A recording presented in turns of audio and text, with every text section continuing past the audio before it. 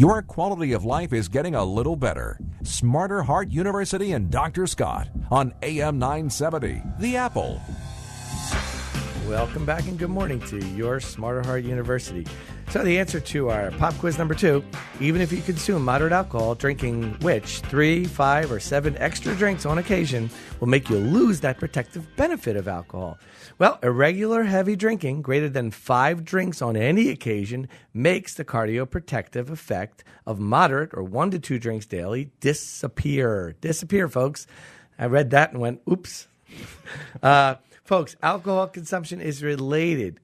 Heavy alcohol consumption is related to 100 diseases listed and conditions that can be important risk factors for diseases worldwide, especially heart disease, of course. Aside from addiction and cirrhosis and pancreatitis and cancer, which we'll talk a little bit about, greater than 3 drinks a day causes the following major cardiovascular problems. Number 1, elevated triglyceride levels. There are many that say that alcohol is the second major cause of elevated cholesterol in the world. It definitely increases your triglycerides up to 25% more when you drink a lot. Next week's topic is all about the reality of cholesterol, but suffice to say, your triglycerides are the dump trucks that carry the dirt that we talked about into your arteries. The dirt's your bad cholesterol. So if you drink a lot, you make a lot of deliveries. Get it? Well, you will next week if you stay tuned. Cardiomyopathy. This is the medical term for heart muscle disease. Long-term heavy alcohol causes the heart to enlarge. It thins out and it weakens.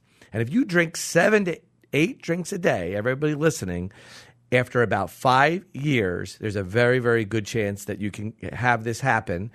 And once it gets weak, and once you get symptoms of your heart failing, such as shortness of breath or fluid in your lungs or your legs, the clock starts ticking. The sand in the hourglass starts falling, and you have several years left to live, or other things need to be done to fix it. The good news, class, is if you stop drinking completely or significantly decrease it within 1 year, you have the chance to return your heart function back to normal.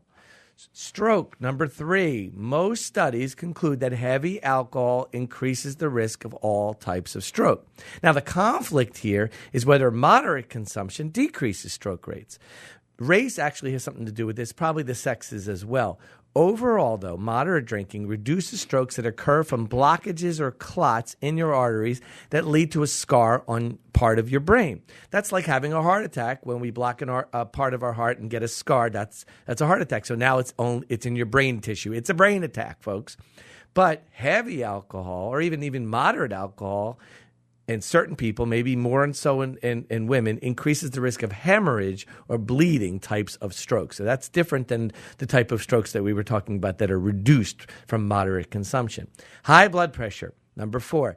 Despite adjusting for your smoking and your bad diet and other bad habits, heavy alcohol intake by itself increases high blood pressure, especially in women. Again, good news, just like cardiomyopathy, if you decrease significantly or stop it, any high blood pressure from excess alcohol gets lower. So your requirements for medications, if you were drinking, actually do reduce. Since the cause may be directly related to stimulation of your stressed nervous system, probably the same reason why your heart gets bigger too, remove the cause, remove the stress on your body and your heart. Arrhythmias, abnormal rhythm.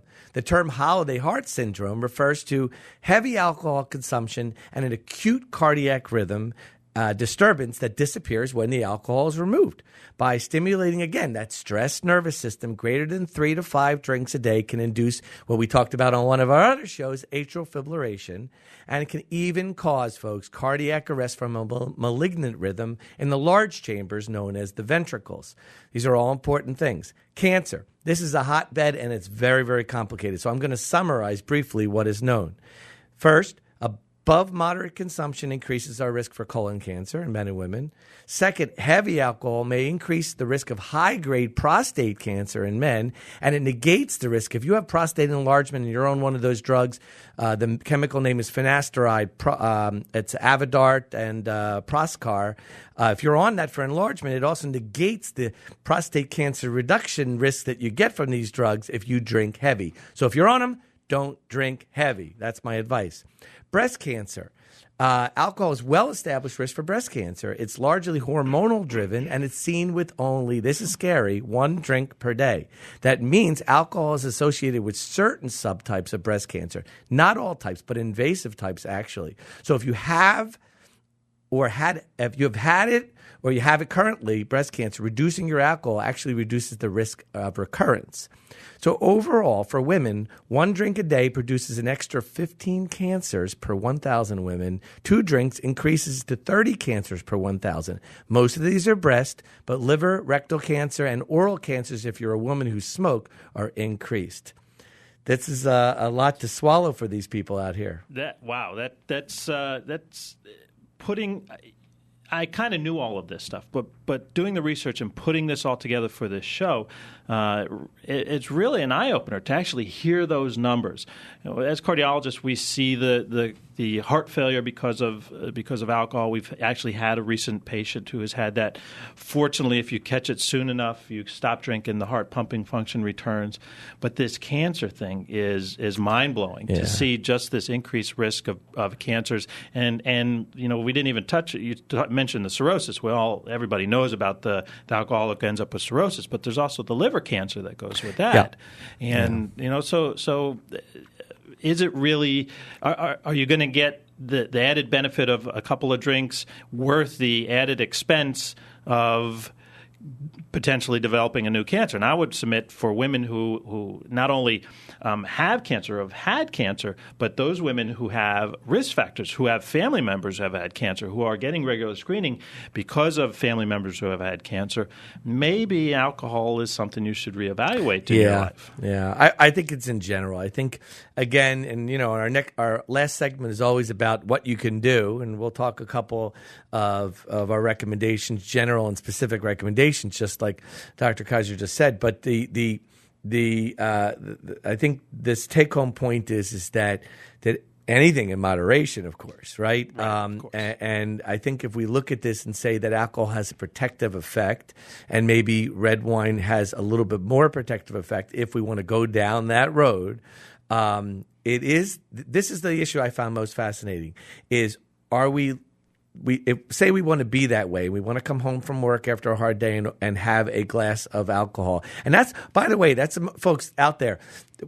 During my reading, I found that one of the reasons why the French paradox may be so profound in terms of how we look at this and how we look at our own lives as Americans is our lifestyle. Our lifestyle is so different from theirs. Our stress, our work habits, our relaxation habits. We talked about stress and the heart on one of our exercises. These are why we did all of these over the past 6.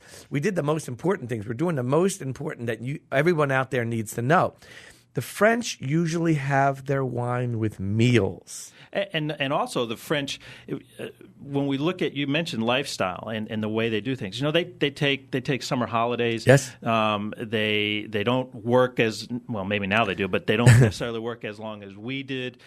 Also, if anybody who's visited Europe will get this. The McDonald's and the Burger Kings and the fast food is not as prevalent. The Europeans, they shop on a daily basis. On the way home, they stop at their local vegetable monger and their fishmonger and get their meal for that day. And it's fresh fruits and fresh vegetables. It may be high in animal fat, but it's fresh fruits and vegetables paired with a glass of wine during dinner. So is it really the wine, or is that? Well, but it's been well documented that somebody from a country that has low cardiovascular disease comes over to the United States with a Western diet, gets more heart disease, especially in the Asian community who have a lower risk. Mm-hmm. When they brought the fast food joints over there, they brought them from the Golden Arches to the pearly gates. So, I mean, again, you have to look at that, folks, and realize that maybe that's why. I remember probably in the late 80s, I was over in Paris, and I really hadn't even gotten into wine the way I am now. And I just remember seeing how everybody smoked and the cheeses and the bakeries. And I said, and I knew I wanted to be a cardiologist at that point. And I said, I got to work over here. And then Baylor University came out with the French Paradox at that point. And right around the time I got back home, and I went, that's not fair.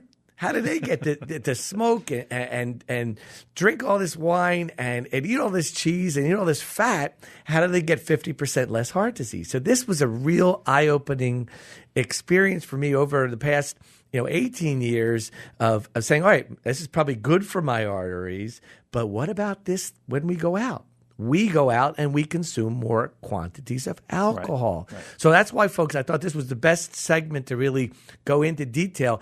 You got to watch, even when you go out. I have my patients, actually, especially the ones that are very high risk, I say, look, if you have to go out and entertain clients, take one drink and nurse that one drink. If everybody else is doing what they're doing, you don't have to necessarily be a teetotaler, but you don't have to look like, you can still look like you can still enjoy yourself without having to consume mass quantities of alcohol at that time. So let's see, the pop quiz this is a grape question. What are the best grapes to produce wines with the highest resveratrol concentrations? Merlot, Cabernet Sauvignon, Pinot Noir, or Malbec? What do you think, Bob? I'll let you take a quiz on this one. I don't know. I would say maybe the Cabernet. I mean, that's the intense red. That's where it gets it all from the skin. Who knows? It's like you said. There's so many factors. All right. Well, we'll see when we come back on Your Smarter Heart University on AM 970, The Apple.